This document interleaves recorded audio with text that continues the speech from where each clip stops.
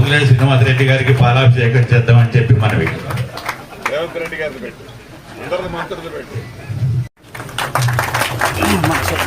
రైతులందరి తరఫున పొంగులేటి శ్రీనివాస్ రెడ్డి గారికి మన మంత్రివర్యులకి పాలాభిషేకం జరుగుతుంది.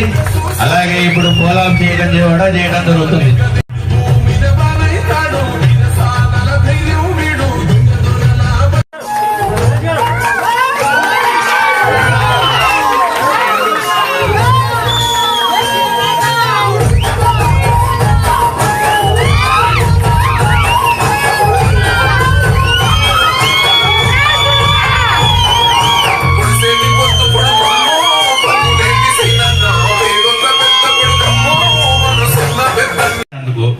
మంత్రివర్య తరపున మీ అందరినీ నేనే మిమ్మల్ని మనస్ఫూర్తిగా క్షమించమని అడుగుతూ మా ఊరికి కావాల్సిన ఐటమ్స్ మట్టికి కంపల్సరిగా అన్న కొంచెం పెద్దగా అడుగుతున్నాను, ఏమనుకోవద్దు.